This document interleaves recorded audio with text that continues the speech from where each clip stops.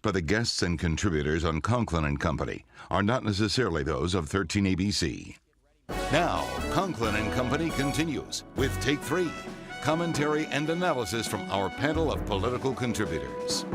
Welcome back, everyone. Take 3 now with Skylar Meadows. Good to see you, Skylar, as always. Greetings. Good to see you. Greetings and salutations, yes. and happy holidays to you and yours. Let's talk about the transition that took place. We believe will take place now. A transition, the directors have been named. Right. And the chief administrators, Matt Saparan, just a few minutes ago, is going to become the economic development officer that we heard so much about during the campaign. Yes. The mayor-elect looking to raise that salary from $92,500 to around $130,000. So we have some familiar names. Mr. Saparan, one of them, just kind of switching places really from the Port Authority to within the city now. Your impressions of the team of directors announced by the mayor-elect earlier this week? You know, I was taking a look here at the inset box that colleague Tom Troy and Ignacio. You know, we used to have notepads, Skylar, you guys and have now everybody just goes It's to their evolved. phone. Some technology, right? Right. But no, seriously, in the inset box, which is a good thing of the update, and if you take a look at the full roster, there aren't that many surprises because the transition team kind of gave you a snapshot of where Collins was going to name his manager. So, you know, a lot of throwbacks, and some people say retreads and people that we've seen before. So that's always going to be something to think about as the mayor, you know, projects his vision. So Saw some video of the mayor with the president and other mayor-elects. Right, that was last week. Last week when he went to Harvard and then visited the White House. Right. So, and that's fine, but now we have work to do here. You know, it would be neat if President Obama was able to give Toledo some help specifically, but it's up to the mayor and the 22nd floor in the administration. Of interest is go ahead. George Sarantu. I think that's the first council member we've had that's left council and then became a department director, if my memory serves. Term limited. Right, term limited, named director of finance.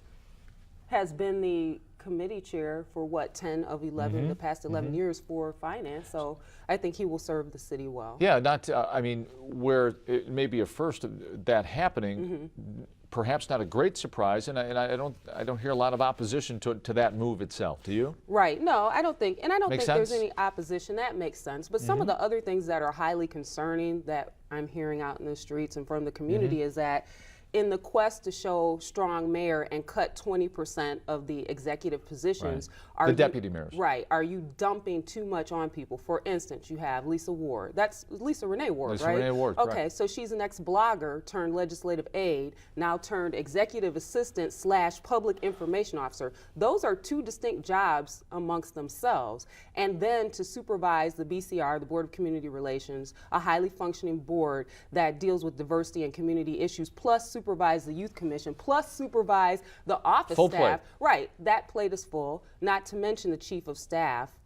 So Reinbold, who wasn't supposed to be the chief of staff, I thought he wasn't, maybe my memory is incorrect, and now he's going to for a year. For a year, right. But if you take the position for a year, a minute, or a second, you still became the chief of staff. So is the mayor honoring campaign promises that he made? I mean, there's so much that's tied into it.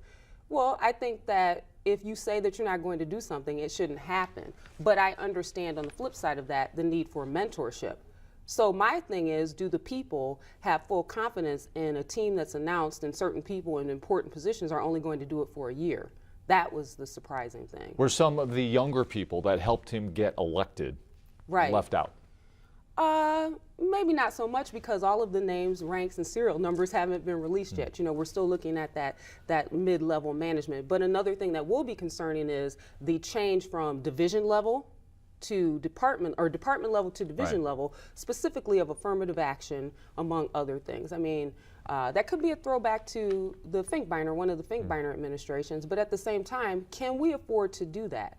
We're talking about diversity, we're talking about citizen services, we're talking about equity for all, and there's not a lot of diversity represented in the top management team as it is. So will the Affirmative Action Office do better as like a sub office instead of its own department? I think it needs to stay a department.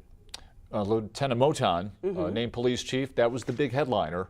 Right. Perhaps no surprise, and no surprise that Chief Diggs was going to exit stage left. Right. Philosophical differences on policing, that means you're leaving. That is with certainty that you're leaving. So I think that Mayor-elect Collins showed class in that instance by just releasing a statement saying he has the, utmost respect for outgoing Chief Diggs and leave it there. However, Mr. Moton, okay, that's fine, but aren't there deputy chiefs waiting? So you pick a lieutenant. I'm not saying the dude's not qualified. I'm not a police Once again, officer, for a but year, saying, we understand, right? right? For a year. This is the other thing. The other piece is that if you're looking at diversity among race and ethnicity, you must look at gender as well. A little heavy on people over 50. I'll just put it that way. I don't want to get any letters or stuff. And men, yeah. But I mean, out of what, 6 or 8 positions? Is it 8? 6 or 8 top positions, you get 1 woman and 1 person of color.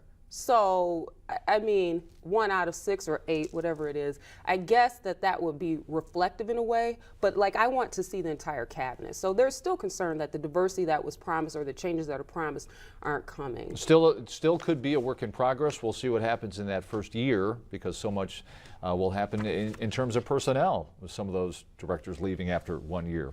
Reinbold, Moton. Absolutely. Chief. Scott Meadows, thanks very much. Happy holidays. You were spot on today. Thank you. Good job. Make it a great holiday, everybody. We will see you next week on another edition of Conklin & Company. Take care.